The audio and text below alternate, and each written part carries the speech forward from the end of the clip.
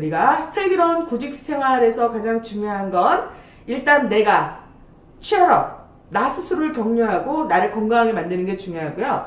두 번째는 happy up이에요. 내가 행복해야 돼요. 행복해야 어디 나가서든 즐겁게 직장생활 할 수 있습니다.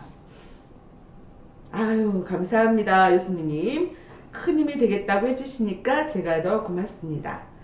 자, 구직생활 최악의 조건. 이거는 솔직히 구직생활 하시는 분들한테 여쭤봤어요. 구직생활 중에서 제일 힘든 게 뭐였습니까? 라고 여쭤봤더니 40%가 인간관계래요. 동료들과 화합이 좀 잘 안 되는 경우들이 있다. 그리고 분노 조절 안 되는 사람 때문에 힘들고, 막 앞서가고 막 잘난 척하는 사람 때문에 힘들고, 또 그냥 자기가 자꾸 뒤에 미루고 막 안 하려는 사람, 또 자기만 알고 상대를 배려할 줄 모르는 사람들, 이런 사람들과의 인간관계가 자기는 하면서 굉장히 힘들었습니다 라고 말을 하시더라고요. 근데 30%는 또 뭐라 그러셨냐면 나이 얘기를 하셨어요. 나이가 많아서요, 몸이 말을 듣지 않습니다, 이렇게 말씀을 하시더라고요. 사실은요, 오늘 제가 요사이 제 몸이 저도 꽤 나이가 있다 보니까 제 몸이 기상청 역할을 하고 있습니다. 오늘같이 이렇게 좀 구름이 좀 낮게, 아까는 오전엔 낮게 깔려 있었거든요. 이런 날에는요, 온몸이 일기예보랍니다. 오늘 안 좋다, 이렇게. 자, 그런데 그럼에도 불구하고 나이라는 것을 여러분 이제 어떻게 생각하셔야 되냐면, 나이는 숫자에 불과하다는 말이 있죠. 근데 그 숫자 계산을 잘 하셔야 돼요. 어떤 숫자 계산을 잘 하시냐면, 나이를 어떻게 하셔야 되냐면요, 계산할 때 이제는 그 액면 그대로의 숫자로 보시는 게 아니라 현재 나이에다 곱하기 0.8을 하시면 여러분 요사이에 통용되는 나이가 됩니다. 만약 여러분 나이가 60이라면 0.8 곱하면 48세가 되는 거예요. 70이시라면요, 곱하기 0.8 하면 56세. 아직 60도 안 된 나이세요. 그래서 이런 말이 있습니다. 늙어서 꿈이 없는 것이 아니라 꿈이 없어서 늙는데요. 내 몸이 좀 신체 조건이 안 쫓아가도 내가 가지고 있는 꿈을 가지고 또 선한 영향력을 사람들한테 끼치는 그런 일들은 사실 더 어렵고 힘든 자리들이거든요. 이런 자리 찾아갈 수 있으면 나보다 더 힘든 사람들 많으니까. 그러면 나이가 많고 적고가 문제가 되진 않을 것 같고, 20%는 자기 전공하고 맞지 않는 일을 해야 된다고 얘기하시더라고요. 그리고 애가 있는, 또 그 중에 한 몇 %는 우리 아이가 이제 어리다 보니까 정규직을 할 수 없는 비정규직인 게 힘듭니다 라고 말씀을 하시고요. 10%는 그냥 나 안 해도 되는데 하는 뭐 이런 상황적인 부분들, 또는 뭐 집안에서 뭐 애가 며느리나 뭐 따님이 출산해서 뭐 이걸 계속 내 구직생활 해야 될지 아니면 얘네들을 도와줘야 될지 어떤 상황들이 대체적으로 있는데, 그 중에 제일 많은 게 지금 보시면 어느 거죠? 40%가 인간관계예요. 그래서 우리가 행복한 인간관계 비법을 한번 이소무화해서 보려고 해요. 여기 그림에 보시면요, 여우와 두루미가 있어요. 여우와 두루미가 너무너무 진하게 사랑을 했습니다. 여우가 두루미를 만나려고 생각하면 막 너무너무, 그래 둘이서 모든 동물들의 반대를 물리치고 우리는 살아야 돼, 살기 시작했는데요. 여우가 내가 오늘은 밥을 해줄게. 어디에다 해줬죠? 보시는 것처럼 접시에다 해준 거예요. 근데 두루미는 먹을 수가 없죠, 부리로. 그 다음 날은 또 두루미가 어떻게 했냐면, 내가 이제 저녁을 해줄게 했는데 긴 병에다 해주니까 여우가 먹을 수가 없네요. 그러다 보니 이 둘의 사이가 어떻게 됐을까요? 깨졌죠. 그래서 중요한 거, 행복한 인간관계 비법은요, 상대방이 원하는 걸 해줘야지 내가 원하는 걸 해주면 안 되는 거예요. 상대방이 원하는 것이 무엇인가, 내가 원하는 걸 해주지 마시고 상대방이 원하는 걸 해주는 것이 행복한 관계 비법인데요. 그 중에 첫 번째, 그럼 상대방이 무엇을 원할까? 인간은요, 위대해지고자 하는 그런 마음이 있대요. 심리 속에. 내가 어떤 상황에 있더라도 나는 위대한 사람이야 라는 그런 게 있대요. 나는 최고야 라는 마음이 아무리 낮은 곳에 있어도 있답니다. 그 중요한 거는 뭐냐면 내가 대접받고 싶은 대로 상대를 대접하시는 거예요. 나는 어떤 때 내가 대접받고 싶은가 생각해보면 저는 그렇게 생각해야 됩니다. 인정받을 때인 것 같아요. 가장 중요한 게 인정받을 때. 그쵸? 인정받을 때 나는 너무너무 행복한데 그 인정을 받는다는 것이 어떤 것으로 나한테 인정인지 아닌지를 알려주냐면요. 이 칭찬이에요. 참 잘하고 있어 라고 하는 이 칭찬. 자, 그래서 내가 대접받고 싶은 대로 상대를 대접하고 하려면 인정해줘라. 근데 칭찬을 잘해야 돼요. 칭찬을 제대로 안 하시면요 오히려 역효과가 날 수도 있어요. 그러면 칭찬을 아니한만 못합니다. 그래서 어떤 식으로 칭찬을 해야 되는지 우리 아이들한테서 한번 배워보도록 하겠습니다. 동영상 하나 보실게요.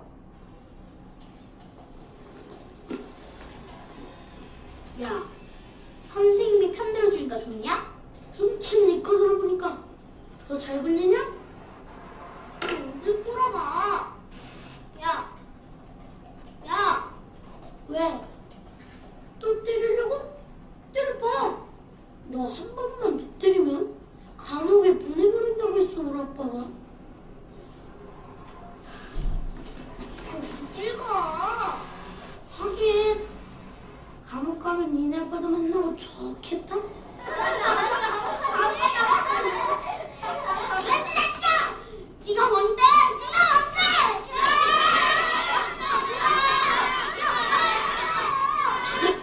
다음은 소영이.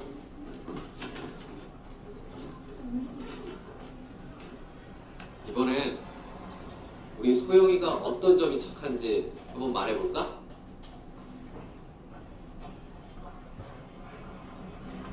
왜? 없어? 꼭 착한 점만 말해야 돼요? 나쁜 점은 많이 하는데.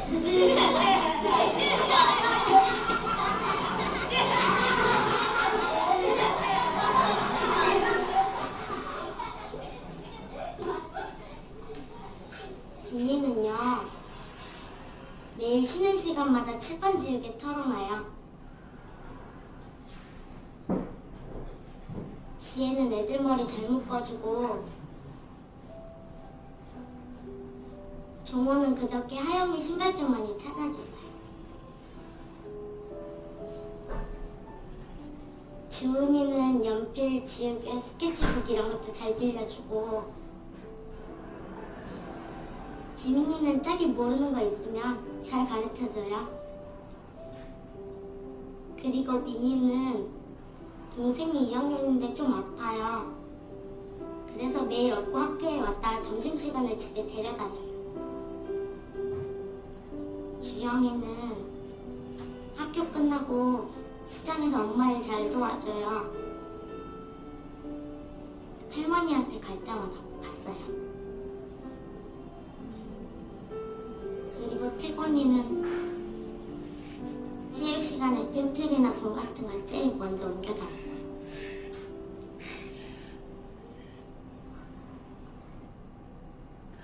자, 아이들이 지금 저와 여자친구를 보면 친구들이 굉장히 많이 무시하고 또 도둑이라고도 하고 막 굉장히 안 좋게, 그러니까 한마디로 말하면 왕따를 당하고 있는 친구죠. 정말 칭찬할 게 하나도 없다고 아이들이 말하는데 이 친구는 친구들을 관찰을 하기 시작한 거죠. 자, 관심, 우리가 칭찬하세요 하면 사람들이 뭐부터 생각하느냐면요. 아, 내가 관심을 갖고 저 사람이 뭘 잘하는지 한번 지켜봐야겠다라고 생각을 해요. 그러면 그때부터 관심을 갖게 되면 감정이라는 것이 개입됩니다. 저 사람이 내 마음에 안 맞는 사람이면 내 감정이 일단 삐뚤어져 있기 때문에 그 사람을 바라볼 때 좋은 시각으로 안 보니까 뭐든 좋게 보여지지가 않아요.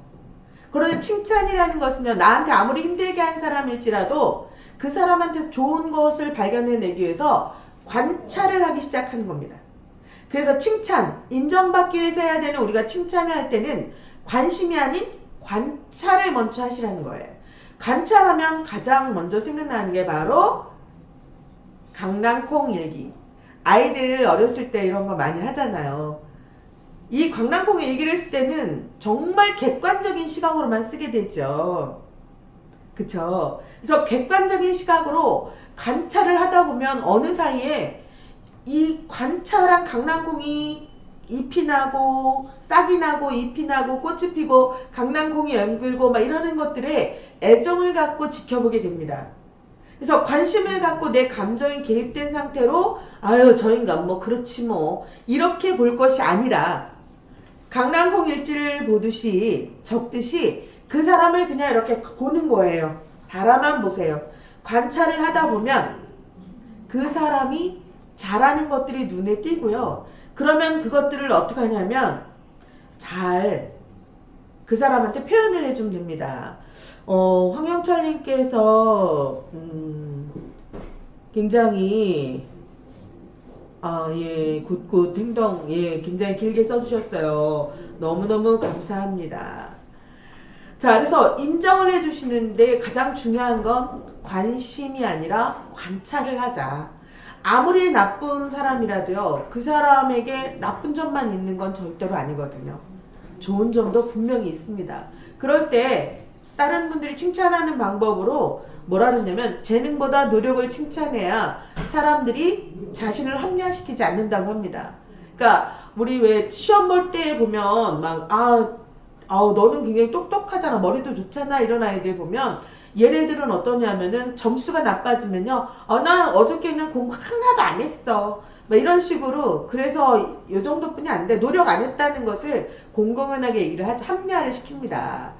그런데 정말 못했던 아이한테 그건 너무 잘하셨어, 참 잘했어 이렇게 노력을 칭찬해 주시면 그 노력, 내가 칭찬받은 것 때문에 그 좋은 긍정적인 것들을 계속 발전시켜 나갈 수 있어요. 그래서 재능보다는 노력을 얼마큼 했느냐에 칭찬을 해주시고요. 이름을 불러서 칭찬해 주세요. 저도요, 이렇게 사람인지라 어떠냐면은 저보다 막 제가 싫어하는 사람이 막 실적을 올리잖아요. 그러면 딱 이렇게 말을 합니다.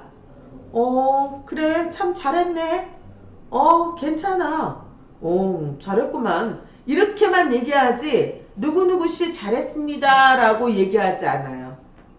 그냥 그 사람 실적만 인정해 주는 거지 너는 인정 안 하고 싶은 거죠. 그래서 중요한 거는 누구 칭찬하실 땐 이왕이면 누구누구씨 그리고 참 그건 너무너무 열심히 잘하시는 것 같습니다 이렇게 노력을 칭찬해 주시고요. 또 의도하지 않은 일도 칭찬해 주시면 좋죠. 뭐 다른 길거리 지나가다가 뭐 위험한 사람을 뭐 어떻게 넘어지려고 하는 사람을 뭐 딱 잡았어요. 자, 그러면 어떡하죠? 그럴 때 또 그 사람은 뭐 내가 순간적으로 한 일이지만 의도하진 않은 일이죠. 이런 일조차도 칭찬을 해주시는 것이 중요합니다. 관찰하시다 보면 그 의도하지 않은 일도 칭찬할 거리가 생기게 되는 거고요. 또 제일 중요한 거, 한국인한테만 있는 거래요. 소중한 관계를 함께 칭찬해 주셔야 돼요. 아까 그 여자아이가 뭐라 그랬냐면 다른 거에서는 그냥 무시하고 넘어가려고 그랬는데 그래 감옥에 가면 네 아버지 만나서 좋겠다라는 말에 얘가 그 남자의 머리채를 잡죠. 한국인한테는요 딱 한 가지, 제일 중요한 게 내가 힘든 거 내가 아픈 건 상관없는데 내가 소중하게 생각하는 사람들을 욕하거나 그러면요 그냥 그 자리에서 힘들어져요. 왜냐하면 우리는 우리라는 그 단어의 하나에 가족도 마찬가지고 가정도 그렇고요. 제일 중요해 우리라는 거. 그래서 예전에는 제가 어렸을 때 제가 지금 그때도 등치가 좀 있었거든요. 그러니까 저희 동생들이 어디 나가서 얻어 터지고 오면요 제가 그냥 바로 쫓아나갑니다. 그래가지고 그냥 가서 다 혼내놓고 오죠. 자, 이랬거든요. 그래서 제일 중요한 건 여러분들 칭찬하실 때 관찰하세요. 그냥 내 객관적인 시각으로 관찰하시고 노력하는 점을 이름을 불러 칭찬하시고 의도하지 않은 일도 관찰하다 보면 보이죠. 그리고 소중한 관계는 절대로 다치지 말게 또 칭찬해 주실 때는 소중한 관계를 함께 칭찬해 주시는 게 중요합니다. 칭찬할 때는 관심이 아니라 관찰이라는 가장 기본적인 거 해주시면 좋고요.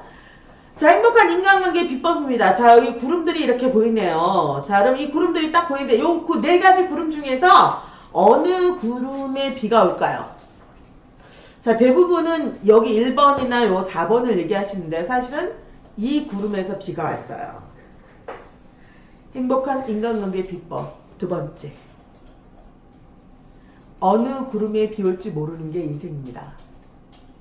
정말 어떤 사람이 나한테 귀한 사람이 될지, 나는 이서 선의의 행동을 했는데 그냥 내가 그렇게 선의라고 생각하지 않고 의도하지 않은 행동을 했는데도 어떤 사람은 그것으로 인해서 굉장히 큰 마음의 기쁨을 가지고 있어요. 어느 구름에 비 올지 모르는 게 인생이기 때문에 내가 대접받고 싶은 만큼 상대도 대접하고 그 다음 사람들을 칭찬해주고 인정해주시면서 그렇게 살아가는 게 제가 보기에는 행복한 인간관계 비법 두 번째입니다.